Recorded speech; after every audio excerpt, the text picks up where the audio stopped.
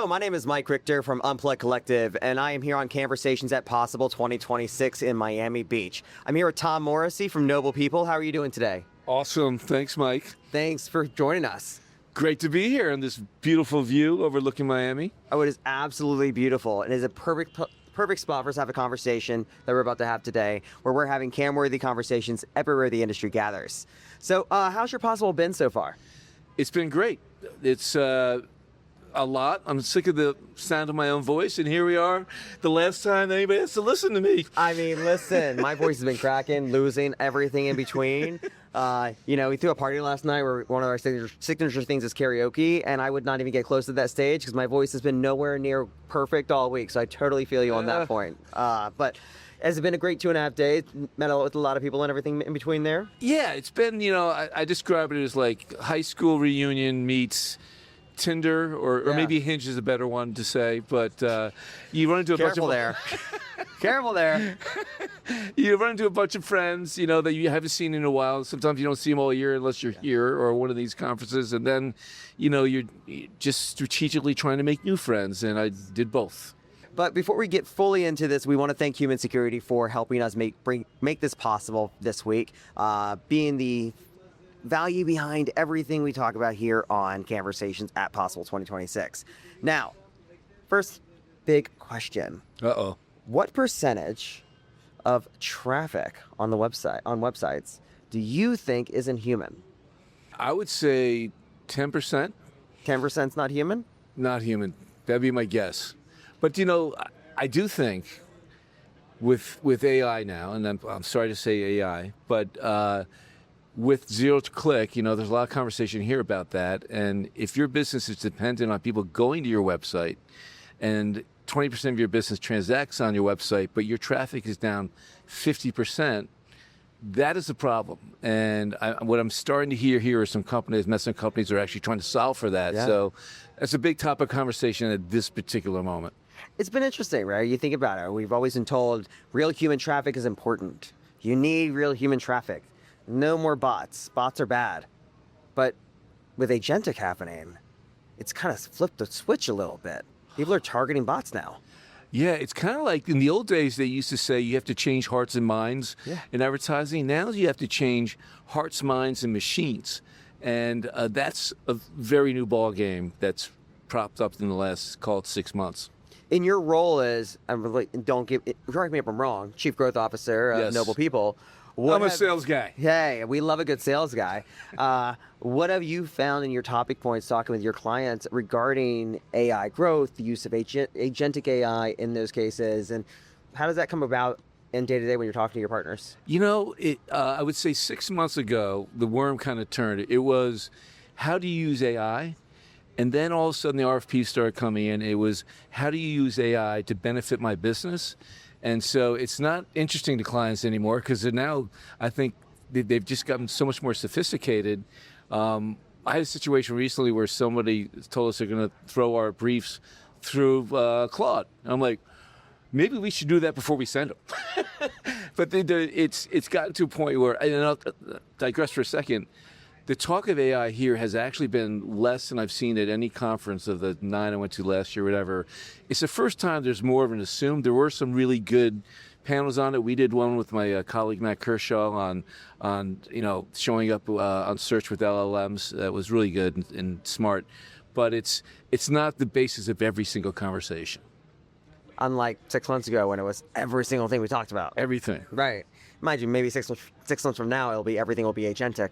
We're back to having that conversation. Yeah, it's like, if last year was the year of the GPT, I think this is the year of the agent. Yeah. And I'm not smart enough to know where we're going, but it's funny. Like, I don't know about you, but do you have a default agent? I just switched my default agent to Claude. He's become my new best friend.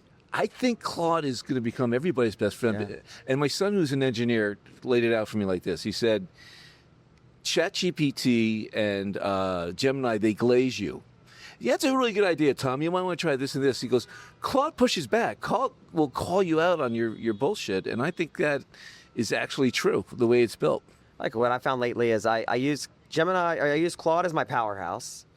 I use Gemini for my visual creativity of rendering. Yes. Bananarama is like... And GPT generally to help me correct any prose issues because it has the most history with me. Yeah, that's funny. That's I think exactly the way I'm kind of using them right now. Yeah. It's a fun, interesting stack of LLMs we're going with, Yeah. right?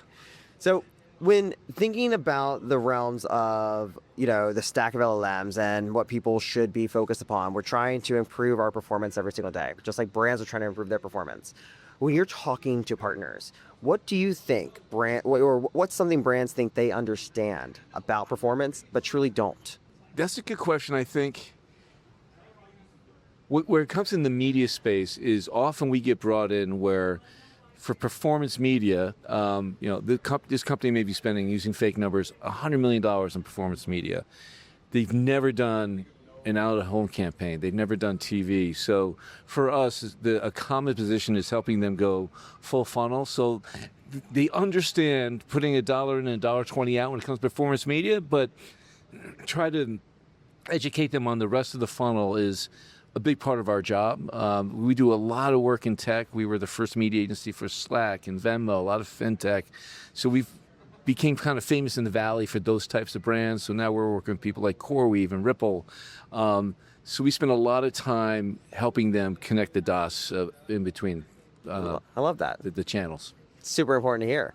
Now, when guiding them on what dots to connect and which metrics to care about, and I'm not going to go too deep here because I know where you play ball in, but I promise. Go easy on me. I'm going to go pretty easy on you. Click-through rates. Everybody knows what click-through rate is. I mean, if you're working around the meeting and you don't, then we should go back to school, frankly, right? Now, it has been this thing that brands care a lot about, especially with the advent and the growth of digital. Do you think a high CTR is still a win if they can't verify who or what generated the click, or does that even matter? I think it depends on what you're trying to accomplish. Not to hedge, but I feel like, are you driving transaction? Are you driving awareness? What is the goal? And sometimes just showing up in people's feed is enough if you're at a certain part of the journey. So I think it really just depends. Now, how is your team helping clients scale their spends today without scaling their risk of fraud? Yeah, man, it's a lot to consider, and I don't have an easy answer for that. And I think it's one of those where I have to kind of default to the team, but. We do work a lot in the cyberspace, so we work with CrowdStrike. We've worked with probably half a dozen companies in that space. And what's been interesting to me, what I've learned is that there is a cyber stack, and it never occurred to me before that you're buying into 4 or 5 companies as part of that stack. So you've got email protection, then you've got website protection, then you've got internal employee protection. I mean, it's amazing how that works, and I think that's probably, I was talking to somebody at RSA, I was out there, which for those who don't know, RSA is the biggest cybersecurity conference in the world. And the first question they get is, how do I protect my email? Which I would have thought it would be more like, how do I protect my data? How do I protect my site? But it's email that is the first line of defense. Sounds really important, though. I mean, so much lives inside of our email. Yeah, I mean, you go in that window and it's a gateway to all the key information that you need about a person. Indeed. Super important there. Would you say that your team do they focus on that though, right? It's definitely a topic point that is important about how to make sure fraud doesn't happen in the realms of their brands spending money out there. 100%, because let's say it's 10% of fraud, whatever the number is, that's 10% of your budget. Yeah. And goes out the door. And working with great teams that know how to help prevent fraud is key. Yeah, indeed. Yeah, which we love. Now, where do you see the biggest gap between how brands report performance versus what's actually reality? When we look at measurement and we look at the setting of a client for success, the way we view it is we see most commonly clients focusing on too many things. And, there's this old saying from Albert Einstein, like, not everything that matters can be measured, and not everything that is measured matters. And I kind of butchered that, but I think I fully understand exactly what you mean to that point. Yeah. so I was talking to a potential client this morning, a retailer, and he's saying, I've got all these dashboards. He said, I don't even begin to know where to care. And I think that's a big part of it is focus, simplify your focus. What are the 2 or 3 things that you should care about and that are directional and are going to tell you where the business is going? And that, follow that rule of, the KISS method. Sounds cheesy, but it's true. But also, a lot of our conversations with clients, current clients and potential, is kind of working backwards from their business goals and then kind of directionally lining up a measure system with stops along the way to see if you're aiming there. Because at the end of the day, it's about driving business. And 3 years ago, the measurement conversation wasn't as important as it is now when we're talking to clients, particularly in my role, potential clients. They kind of want to know, like, how do you do this? And Of course they do. how am I going to, know that it's back to the ROI thing? Are we focused too much on the how, though, versus the outcome? I will tell you, process sells right now. People want to be tucked in. It's because they're under so much pressure on themselves. So sometimes, I think our people are like, that's probably the most boring thing to talk about. But I think it's really important because it tucks clients in, because at the end of the day, how are you going to get me there? Would you say that your partners and clients, once you build trust with them, where they truly trust what you're doing, do they then stop caring so much about process and then focus on the outcomes? Absolutely. It's like, you look for the quick wins. Yeah. And sometimes our relationships start with a mini scope, a project, just to kind of get everybody comfortable with each other. But I think at the end of the day, people say, well, what's the secret sauce? I think everybody buys trust in friendships, in all aspects of your life, but particularly in business and particularly in media and the way, we're working. And even with our creative agency partnerships, probably half of our deals that I work with come through our creative agency partners because we were born out of Wieden & Kennedy. Yeah. We know our way around a brief. We do a lot of creative media, and that means a lot of different things to different people. But trusting your creative partner and to go into a co-pitch, which is really hard. It's the foundation of everything. One last big question, then a couple quick hit ones for you. Where do you see clients optimizing towards the wrong things?